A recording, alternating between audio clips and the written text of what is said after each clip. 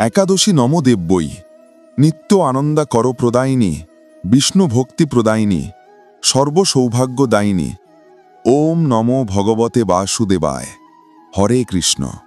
ওম নমো নারায়ণ, হরে কৃষ্ণ। এবার উৎপন্না একাদশীর পারণ মুহূর্ত নিয়ে ভক্তদের মনে একটু সংশয়। কখন পারণ করবেন, কোন নিয়মে করবেন?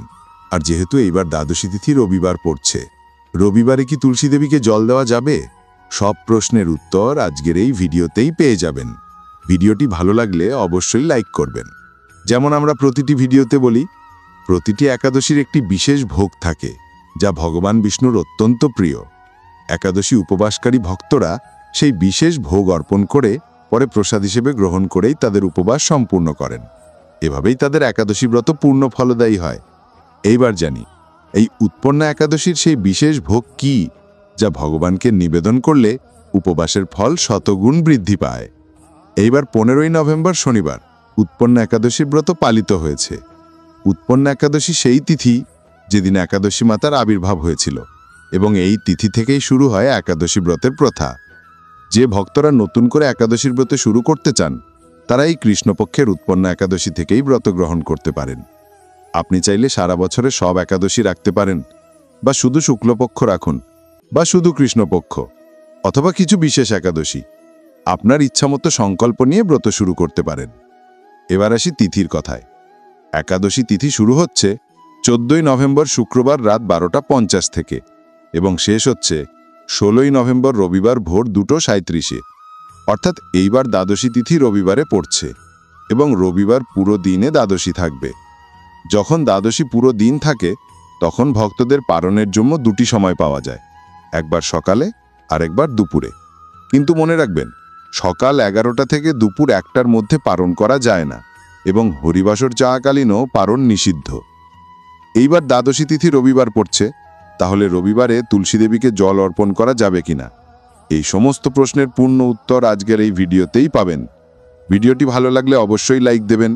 যেমন আমরা আমাদের প্রতিটি ভিডিওতেই বলি, প্রতিটি একাদশীর একটি বিশেষ নৈবেদ্য থাকে যা ভগবান বিষ্ণুর অত্যন্ত প্রিয়, এবং সেই বিশেষ নৈবেদ্য ভগবানকে নিবেদন করার পরে প্রসাদ রূপে গ্রহণ করলেই ভক্তের উপবাস সর্বাধিক পুণ্যদায়ক হয়ে ওঠে। আজ আমরা জানব এইবার উৎপন্না একাদশীর সেই বিশেষ ভোগটি কি, যা ভগবানকে অর্পণ করলে আপনার উপবাসের ফল শতগুণ বৃদ্ধি পায়। আপনারা সকলেই জানেন, এইবার 15 নভেম্বর শনিবার উৎপন্না একাদশীর উপবাস রাখা হয়েছে। এই সেই একাদশী যেদিন একাদশী মায়ের আবির্ভাব হয়েছিল, এবং এই দিন থেকেই একাদশী উপবাসের প্রচলন শুরু হয়েছে। যে ভক্তরা উপবাস শুরু করতে চান, তারা কৃষ্ণপক্ষের উৎপন্না একাদশী থেকেই 12টি বা বছরের সব একাদশীর উপবাস শুরু করতে পারেন। অনেকে শুদ্ধ শুক্লপক্ষ করেন, কেউ বা কৃষ্ণপক্ষ, আবার কেউ 24টির মধ্যে শুধু প্রধান একাদশীগুলি পালন করেন। আপনার মন ইচ্ছা অনুযায়ী সংকল্প নিতে পারেন। এইবার একাদশী তিথি শুরু হবে 14 নভেম্বর রাত 12:50 এবং শেষ হবে 16 নভেম্বর ভোর 2:37। শনিবার পূর্ণ দিবসই একাদশী তিথি। দ্বাদশী তিথি শুরু হবে 16 নভেম্বর ভোর 2:38 এবং শেষ হবে 17 নভেম্বর ভোর 4:47। অর্থাৎ দ্বাদশী তিথি রবিবার পূর্ণ দিবস থাকবে। দ্বাদশী পূর্ণ দিবস হলে ভক্তদের কাছে দুটি পারণ মুহূর্ত পাওয়া যায়, একটি সকালে এবং একটি বিকেলে। 11টা থেকে 1টার মধ্যে কখনো পারণ করা যায় না, এবং হরিবাসর চলাকালীনও পারণ করা নিষেধ। হরিবাসর তিথি শুরু হয় দ্বাদশী লাগতেই। এইবার হরিবাসর শেষ হবে 16 নভেম্বর রবিবার সকাল 7:10। রবিবারের দৈনিক মঙ্গল সময় ব্রহ্ম মুহূর্ত 5:09 থেকে 5:57, সূর্যোদয় 6:45, সূর্যাস্ত 5:37, প্রাতঃকালের পূজা 5:25 থেকে 6:45, সায়ং পূজা 5:27 থেকে 6:47, শিববাস নন্দী, রাহুকাল 4:30 থেকে 6টা, সন্ধ্যা। কারণ সূর্যোদয় পর্যন্ত হরিবাসর থাকবে, তাই হরিবাসর পার হয়ে আপনি চাইলে পারণ করতে পারেন। সকাল পারণ সময় 7:15 থেকে 8:45, দুপুর পারণ সময় 1:10 থেকে 3:18। পারণ পূর্ব পূজা কিভাবে করবেন? সকালে স্নান করে পরিষ্কার বস্ত্র পরে ভগবান বিষ্ণু ও তুলসী মাতার পূজা করবেন। যাদের শালিগ্রাম আছে তারা শালিগ্রামজি পূজা করতে পারেন। ভগবানকে অর্পণ করুন চন্দন, ধূপ, প্রদীপ, তুলসী দল, ফুল, জল ইত্যাদি।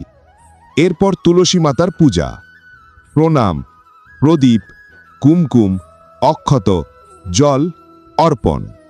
রবিবার তুলসীকে জল দেওয়া যায় কি? কারণ এইবার দ্বাদশী রবিবার পড়ছে। অনেক ভক্ত রবিবার তুলসীকে স্পর্শ করতে চান না। যারা জল অর্পণ করতে দ্বিধায় আছেন তারা তুলসী গাছের পাশে ভক্তিভরে জল ঢেলে বলবেন, হে তুলসী মাতা, আজ রবিবার বলে আপনাকে স্পর্শ করছি না, তবুও ভক্তি ভরে আপনাকে জল অর্পণ করছি। কারণ রবিবার তুলসী স্পর্শ না করাই বিধি। তবে তুলসী যেন শুকিয়ে না যায়, এজন্য অল্প জল ভক্তি ভরে অর্পণ করা চলে। অথবা চন্দন, ফুল ও প্রদীপ অর্পণ করলে সমান পুণ্যফল পাওয়া যায়। এরপর তুলসী চালিসা পাঠ এবং তুলসী মাতাকে মিষ্টি, ফল বা মিশ্রি অর্পণ করুন। এই একাদশীর বিশেষ নৈবেদ্য, এইবারের বিশেষ ভোগ সুজি বা আটা দিয়ে তৈরি মিষ্টি পুয়া। ইচ্ছা হলে শুকনো ফল মেশাতে পারেন। পুয়া সঙ্গে তুলসী মঞ্জরি রেখে ভগবান বিষ্ণুকে নিবেদন করুন। অর্পণ করে বলুন, হে শ্রীহরি, হে নারায়ণ, এই সরল ভোগ আমার ভক্তির প্রতীক। কৃপা করে গ্রহণ করুন এবং আমার উপবাস পূর্ণ করুন। দান করার নিয়ম, সমর্থ অনুযায়ী দান করবেন।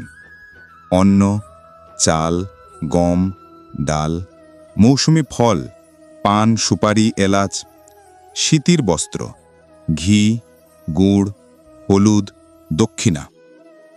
গরুর জন্যে গোগ্রাস, পিঁপড়েদের জন্য আটা ও চিনি অত্যন্ত শুভ। যারা নিয়মিত পিঁপড়েকে আটা চিনি দেন তাদের সমস্ত দোষ, গ্রহদোষ ও বাধা দূর হতে থাকে। দান করার সময় ওম নমো ভগবতে বাসুদেবায় মনে মনে জপ করবেন। প্রার্থনা, হে মাধব, হে কেশব, হে বাসুদেব, এই দান আমি আপনার চরণে অর্পণ করছি। আমার অহংকার যেন না বাড়ে, বরং ভক্তি ও সেবা বৃদ্ধি পাক। ওং নমো ভগবতে বাসুদেবায়। একাদশী মাতার জয়, তুলসী মাতার জয়। পূজা প্রার্থনা শেষে যদি আপনি চৌকি সাজিয়ে থাকেন তাহলে চৌকি অপসারণ করবেন। এতেই আজকের ভিডিওর সম্পূর্ণ তথ্য। জানতে ভালো লাগলে কমেন্টে অবশ্যই জানান।